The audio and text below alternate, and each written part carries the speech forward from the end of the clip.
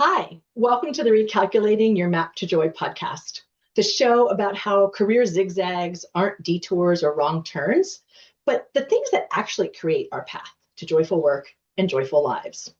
I'm Marie Clark, a career transition coach and possibility partner, and I help women move from a career that drains them to one that lights them up without losing their identity or income. If you're sitting in a job right now that fills your wallet but is slowly sucking your soul, this podcast is for you. Because my guest today has been exactly where you are. Welcome, Lauren. Thank you so much. So I am excited to introduce you to our guest today, Lauren Lefkowitz.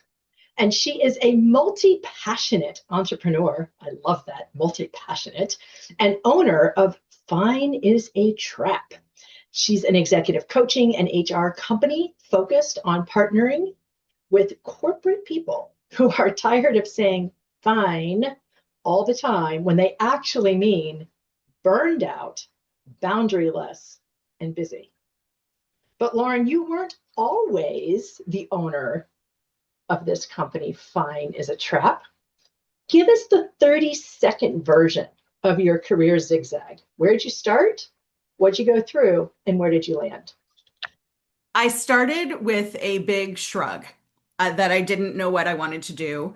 And out of college, got a job as an assistant, got another job as an entry-level accountant, got promoted from entry-level accountant to sales account manager, which I was horrible at. And then got tapped on the shoulder to move into human resources. And that was the career that stuck. And for 20 years, I worked in corporate America in more and more escalatingly difficult and time-consuming jobs until I went out on my own and started what I thought was going to be just an executive coaching company. And I don't say just to diminish it. I say just because I thought it was going to be single focused. And now today I have 8 lines of business. Wow. 8 lines from accounting to HR, Yeah. which, hey, it's still in corporate, right? I could see that, but now 8 lines of business. Yes. Amazing. So maybe we'll have time to dig into those, but it is only a 10 to 15 minute podcast. Maybe. We don't have to dig into all of them. We've only got time for so much. Yes. So I'm really curious, what was the moment or maybe the slow burn that made you realize you had to make this change? The moment leading up to the moment was that I was working 80 to 100 hours a week. I was going to visit my family every 4 to 6 weeks. I was in the DC area in Maryland, and my family was in New York. And I was also living with a plethora of chronic illnesses, which I still live with, but I live well with now. And I just didn't have any time for anything. So that was the moment before the moment. The moment when I knew things had to change was that I was working from home one day and saw my Roomba vacuum going for the cord of an unplugged glass lamp. And I foresaw disaster and glass everywhere. Ran across the room to catch the Roomba, slid in my socks on my wood floor, launched forward, and landed front of my body down, arms overhead, and I broke both of my shoulders. Oh, wow. And the first joke from my friends was, look who can't be a hand raiser. Hmm. It's a pretty loud sign from the universe. And that was the beginning. It was a very long recovery. It was several months before I was home and almost a year before I was fully functional. And that was the moment that I got the lesson. And it took me another year to act on the lesson.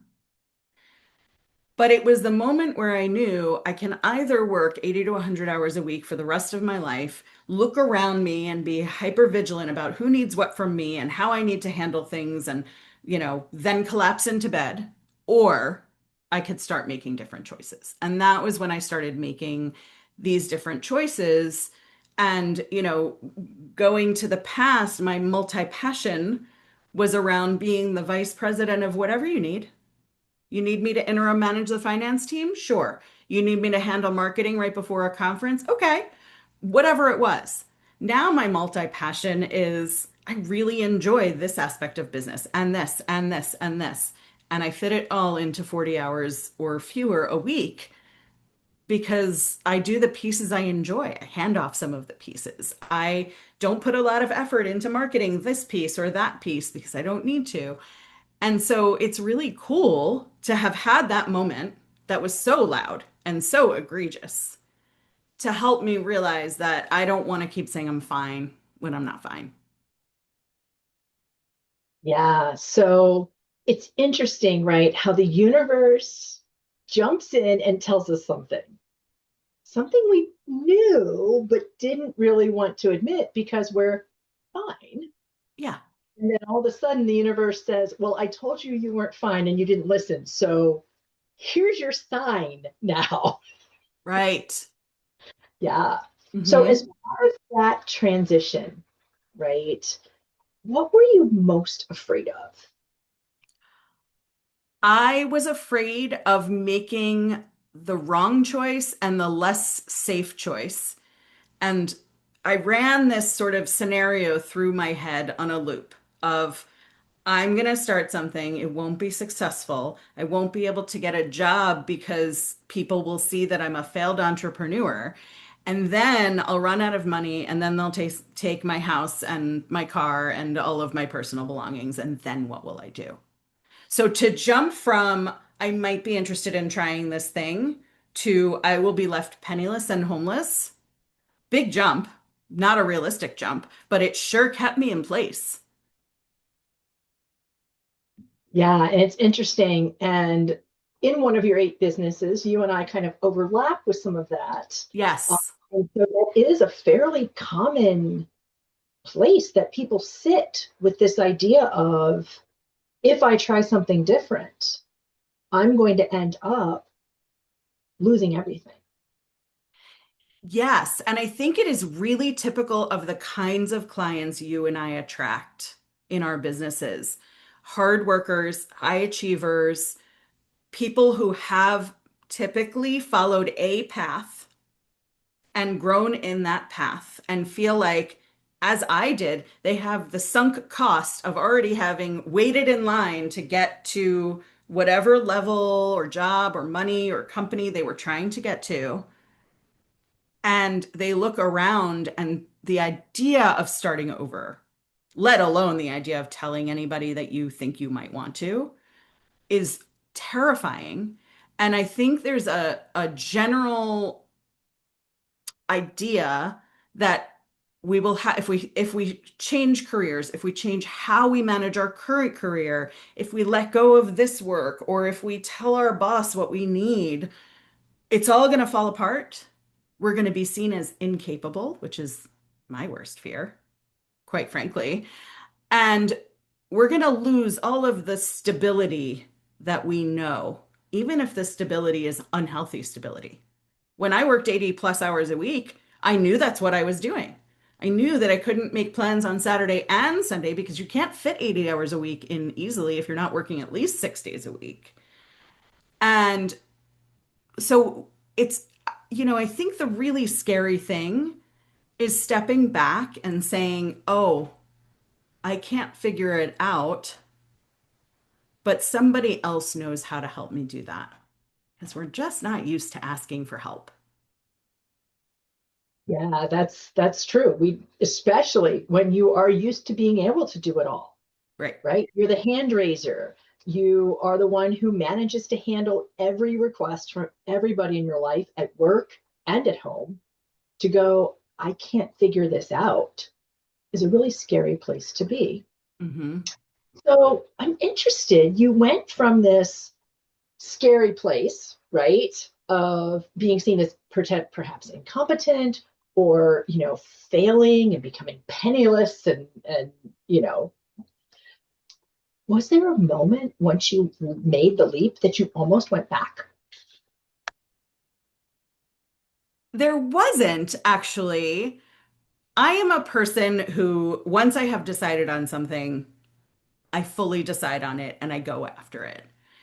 It can take me a while for myself, for my clients. I instantly see possibility. I see opportunity. I ask the questions that help them see that. Then I turn it on myself and I'm like, this is the only way. I'm stuck. There's nothing I can do. I have learned to go get support, as we coaches are prone to do. But I think for me, it was I finally hired my own coach. I had been coaching as a side gig for years and years and years and living vicariously through what I saw for my clients. But I didn't have a me telling me that I was allowed to do the same thing. And I think that's really common for achievers. And so it took me working with this coach for about 6 months before I said out loud, all I really want to do is executive coaching. And then I discounted it, but I can't because I don't think I can make that much money doing it. And fortunately, I had an amazing coach who said, if you say so. And that was a showstopper for me, that makes me so mad. And also, it's so real. Yes, if I'm deciding I can't do it, then I can't do it. So then we had the conversation shift to what can I do? Where do I start? And for me, the support was then hiring a business coach to help me start and launch this business, which turned into these businesses. And knowing that it is my job to ask for support, it is my job to hire someone to do a thing I can't do, or I don't have the bandwidth or the time or want to do, that is so powerful because then I feel supported in my choices, that there's somebody not only cheering me on, but there's expertise everywhere. There are people who I've helped over the years who, when I finally came to them and said, I need help, they were like, huh, it's about time. Yeah, and that's so true, right? Um, so what would you say to someone who's sitting exactly where you were before you made the switch? Right there after you've chased the Roomba and you've fallen down and now you've broken both your shoulders and the universe has given you a message. What advice would you give to those people? I think we just have so much more choice than we allow ourselves to think of. We put ourselves in a box, we get single focused, we find success. And who are we to dare giving up one kind of success for another? So I kind of dare you to think about what could be different. And sometimes the what could be different is what do you not want anymore? That that justing ourselves or butting ourselves. I want this, but I can't have it. I want this, but I wouldn't make money. I want this, but I'd have to start over is really disempowering. It just takes away all of our ability or our perceived ability to do what we want. And so I would say, what do you want? And stop sitting by yourself trying to figure it out. Get yourself a constructive friend, not a commiserator, who's like, yeah, everything is terrible and hard. That's not going to be helpful.